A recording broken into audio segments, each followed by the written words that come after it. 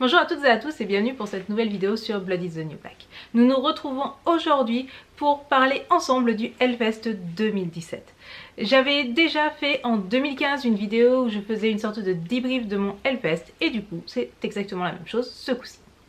Cette vidéo va être en deux parties. La première partie qui va arriver tout de suite, c'est un petit montage de shots que j'ai fait au Hellfest avec ma petite caméra. Donc c'était la toute première fois que je filmais dans un festival, j'étais pas forcément super à l'aise pour le faire. Et j'ai pas l'habitude, en plus c'est pas super bien stabilisé, etc. Mais j'ai réussi à sortir à peu près 1 minute 10, 1 minute 30. L'idée c'est pas du tout de faire un reportage vidéo à l'heure actuelle, c'est clairement pas le niveau quoi. L'idée c'est plus si vous n'êtes jamais allé au Hellfest ou si vous avez juste envie de voir un peu à quoi ça ressemble le festival. Voici quelques images qui vont pouvoir vous donner une petite idée d'à quoi ressemble un Hellfest. Après, il y a plein de reportages sur la toile. Et juste après ce petit clip, on se retrouve pour parler un petit peu de débrief, ce que j'ai aimé, ce que je n'ai pas aimé, ce qui, je pense, est à améliorer au Hellfest, et histoire qu'on puisse partager autour de ça. Sur ce, c'est parti!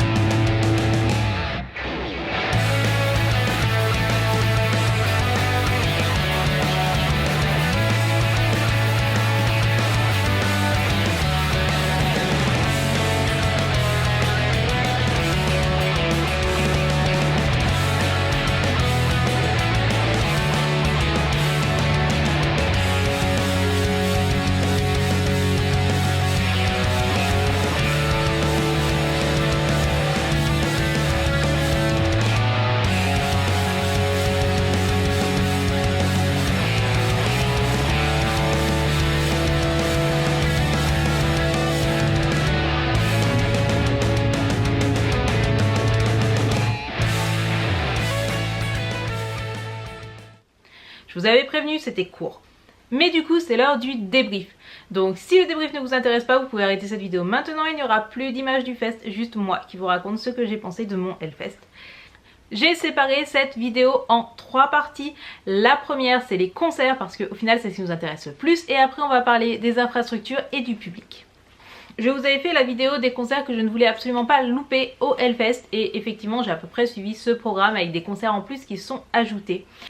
Et honnêtement, mon top concert cette année, c'est un groupe que je comptais aller voir, mais je ne pensais pas que ça serait aussi bien. Il s'agit de Pain of Salvation. J'aime beaucoup Pain of Salvation et comme je vous l'ai dit, j'adore leur dernier album. Et il se trouve qu'ils ont fait une setlist de genre 8 ou 9 morceaux, puisque les morceaux de Pain of Salvation sont plutôt longs, avec genre 4 morceaux de leur dernier album. Donc c'est des morceaux que je trouve très puissants, à la fois parce que thèmes et tout, c'est des thèmes qui sont très forts. En plus, c'était vraiment très bien joué. Le son était nickel, sachant que Pain of Salvation a un côté un peu prog, donc c'est quand même important d'avoir un son qui soit nickel, chrome et tout, et c'était parfait. Vraiment, c'était un super concert. En plus, c'est un concert qui était le soir et ça permettait vraiment au groupe de déployer toute la puissance et l'émotion de leurs morceaux. Ensuite, et sans ordre particulier, le concert de Alceste était absolument génial. Ils ont joué un bon gros nombre de morceaux de leur dernier album Kodama. Je pense que c'est parce que ils sont aussi dans un festival métal, donc ils ont joué entre guillemets les morceaux les plus métal de leur discographie. Ça tombe bien puisque moi je n'aime que Kodama d'Alceste. Donc Alceste c'est super élégant. Pareil, le son était vraiment bon. Donc j'ai fait des concerts quasiment que sous la Alta et que sous la Temple. J'ai vraiment pas grand chose à reprocher au son, contrairement à des années précédentes. Et en plus pareil, c'était un concert qui se déroulait, je pense, pendant qu'il devait y avoir Airborne ou en tout cas une grosse tête d'affiche. Donc au final il n'y avait pas tant de monde que ça. Et ça me permettait vraiment d'apprécier et de profiter de leurs morceaux. Surtout que le public était clairement conquis. Le public qui était là, c'est le public qui voulait voir Alceste. Donc vraiment très bonne expérience et très bon concert. L'autre concert que j'ai adoré, c'est celui de Chelsea Wolfe. Je vous avais dit lors de la vidéo que Chelsea Wolfe c'est pas super métal comme musique, etc. Et en fait quand je l'ai vu sous la Valley, il y avait énormément de distorsion, les basses étaient très fortes. Vocalement, Chelsea Wolfe elle est quand même bien allumée. Je veux dire, je pense que j'ai jamais vu un seul chanteur slash guitariste whatever crier dans les micros de sa guitare pour faire une sorte d'effet de reverb, etc. Honnêtement, c'est super impressionnant. Bon, elle a une classe folle en plus, Chelsea Wolfe, hein, on va pas se le cacher. Mais les morceaux sont vraiment beaucoup plus lourds, beaucoup plus sombres en live. Donc j'étais vraiment scotchée. Je savais que Chelsea Wolfe c'était sombre, que c'était lourd, etc. Je pensais juste pas à ce point-là en fait. De ma vidéo, Rob Zombie est censé venir avec tout son matériel, des shows US et tout, faire un vrai show. Bon, vrai show, en fait il y avait des écrans derrière lui, il y avait des estrades et il avait un costume à paillettes. Je vois pas de grande différence avec les fois précédentes. Cependant, la setlist était vraiment très bonne, avec quasiment aucun temps mort. Le show était ultra carré, ultra en place, super dynamique. Alors après, Rob Zombie, il est genre à bout de souffle, genre au premier morceau. Il chante genre la moitié des paroles et ce qu'il chante c'est pas forcément juste. Mais il est super énergique. Et est-ce qu'on peut prendre 2 secondes pour parler de John 5? Parce que en termes de classe ultime, enfin John 5 il est genre là quoi. La setlist, j'avais lu quelque part qu'il était censé faire en intégralité un des albums de White Zombie. J'ai pas du tout trouvé, donc je pense que tout ce que j'ai lu c'était de la merde. Comme quoi, voilà, faut pas croire ce que vous lisez sur internet. Donc j'ai vraiment passé un bon moment et je regrette pas du tout d'être allée voir Rob Zombie. Et ça m'a un peu réconciliée avec Rob Zombie Live. Je ne vais pas vous parler d'Hailstorm, pour la simple et bonne raison que ça a beau passer à 2 h du mat, c'est toujours aussi bondé. Du coup, bah, on a vu Hailstorm de loin. Donc pas vraiment profité, pas vraiment super intéressant, donc voilà. Un autre concert que j'ai beaucoup apprécié, c'est évidemment le concert de Motionless in White, notamment parce que la setlist était absolument parfaite, puisqu'elle se centrait majoritairement sur l'avant-dernier album Reincarnate et le nouveau Graveyard Shift. Donc c'est les 2 albums que j'écoute le plus, donc j'étais très contente. Scéniquement c'est au top. Je trouve que tout le groupe est très dynamique, en plus d'être ultra classe évidemment. Le seul petit bémol c'est que malheureusement passer à 12h50 je trouve que c'est vraiment pas le truc qui leur sied le mieux. C'est un horaire bâtard et je pense que ça serait encore mieux en salle. Il en va de même pour Behemoth qui pareil ont joué 2 jours. Donc Behemoth avait une setlist qui était ultra basée sur The Satanist, leur dernier album qui commence à dater un petit peu. Donc je crois que la dernière fois que j'ai vu Behemoth, genre c'était exactement le même show. Mais Behemoth c'est ultra efficace, c'est toujours ultra carré, ça dépote. Le seul truc c'est bon, il passe en journée et honnêtement je pense que Behemoth ça s'apprécie beaucoup mieux le soir ou en salle ou sous une tente. Mais d'un autre côté, quand je vois comment la tente était bondée pour Hailstorm, je me dis que bon, autant que Behemoth joue sur la grande scène, hein, voilà. En réalité, à force de faire des Hellfest, à force de connaître pas mal de groupes, etc., je sais à peu près ce que je vais voir et donc c'est assez rare que j'ai des flops. Par contre, malheureusement, j'en ai un cette année. Je pense que si vous avez été au Hellfest, vous pouvez deviner lequel je parle. Il s'agit de Linkin Park. Ce que je ne savais pas, c'est que déjà ils allaient remixer un certain nombre de leurs morceaux de Meteora et d'Hybrid Theory. Ce qui fait qu'au lieu de morceaux avec des riffs de guitare, etc., on se retrouve avec un piano-voix à la con. Ok, c'est émotionnel et tout, mais c'est pas vraiment pour ça qu'on vient voir Linkin Park en fait. Donc déjà, les mecs, ils nous jouent, je sais plus, 7 ou 8 morceaux de leur tout dernier album que personnellement je n'aime pas du tout. Donc à la fin, ils font 2-3 morceaux vraiment à l'ancienne. Et en fait c'est fini. Et là tu te rends compte que Linkin Park ont pas fait de rappel, ou alors je l'ai pas vu et j'ai pas compris que c'était le rappel, et en plus se tirent genre 15 à 20 minutes avant la fin officielle du concert. T'es genre la tête d'affiche et tu te tires 15 minutes avant. Je trouve ça ultra irrespectueux. Du coup méga flop et Linkin Park, enfin non, never ever.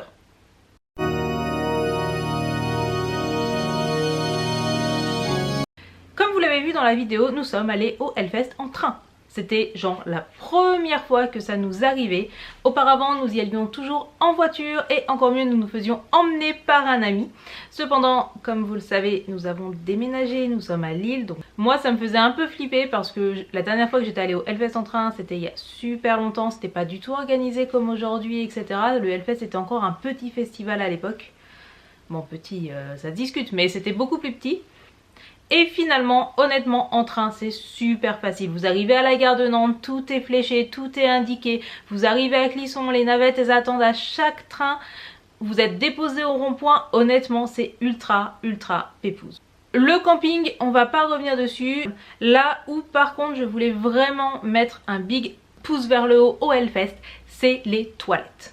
Que ça soit sur le camping, dans le festival, je crois que je n'ai jamais trouvé un seul chiotte dégueulasse de tout le fest.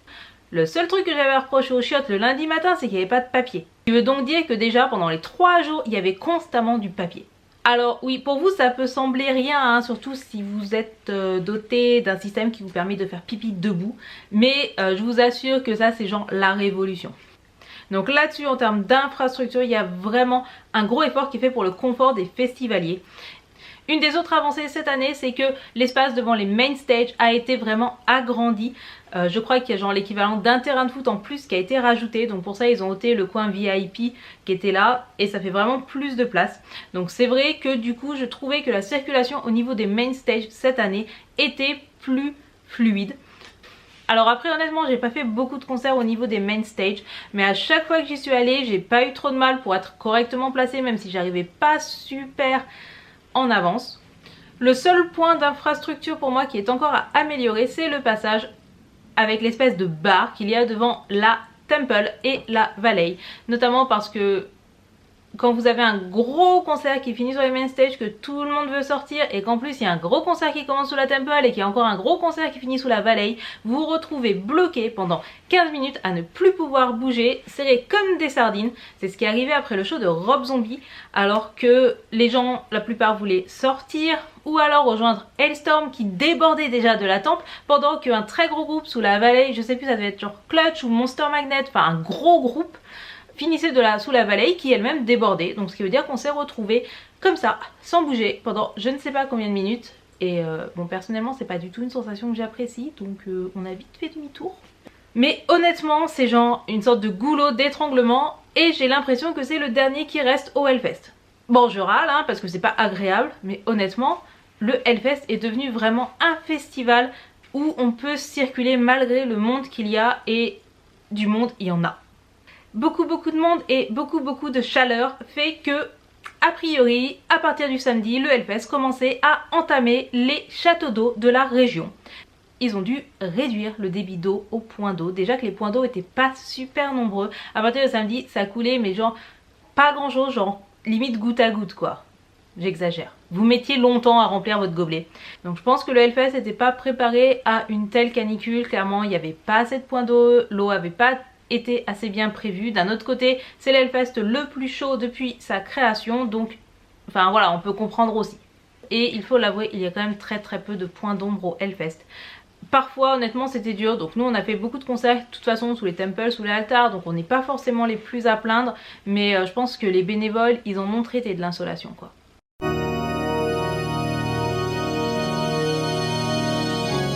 Enfin malheureusement il y avait beaucoup de monde au Hellfest cette année encore, donc je sais que c'est le jeu, je sais que le Hellfest est un très gros festival. Honnêtement le Hellfest, le monde, c'est pas grave. Par contre si on pouvait éviter de tomber dans la beaufrie de la plupart des autres festivals, honnêtement ça m'arrangerait. Et je voulais juste faire un petit aparté pour vraiment remercier toutes les personnes qui sont passées me voir au Hellfest, qui m'ont vu, qui m'ont alpagué pour me dire bonjour ou quoi que ce soit. Ça m'a fait super plaisir de rencontrer certains et certaines d'entre vous. J'ai vraiment été très contente. J'ai retenu les pseudos des gens, hein, voilà. Par contre, voilà, je voulais dire que j'étais très contente de rencontrer Cyrielle, que j'étais super contente de rencontrer enfin Noélis, qui a aussi un blog que je vous mettrai en barre d'infos, qui s'appelle Le Boudoir de No, et qui fait des maquillages mais de toute beauté. J'étais super contente de la rencontrer, j'étais super contente de rencontrer Rayel, qui fait des vidéos YouTube que je vous conseille, pareil, je vous mettrai le lien en barre d'infos. J'étais contente de rencontrer les filles de Girls in Nantes, qui est un webzine sur la FPS, pareil, je vous mettrai le lien en barre d'infos, allez voir ce qu'elles font. Et merci à tous les autres, toutes les gens que je n'ai pas retenus ou qui n'ont pas de pseudo, que je puisse me rappeler. Merci au gars qui m'a alpagué après Linkin Park, ça m'a fait plaisir.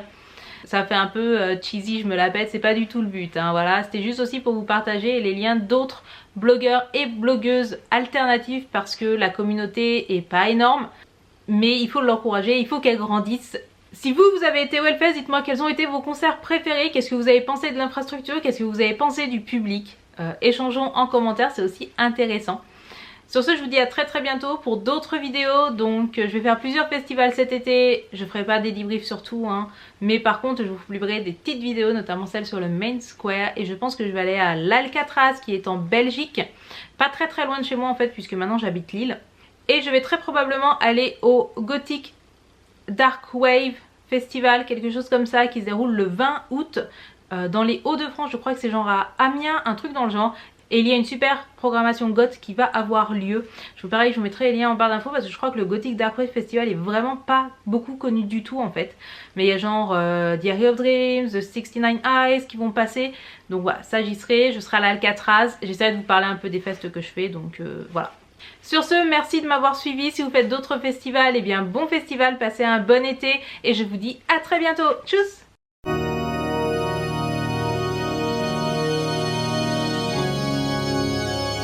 You hold the answer.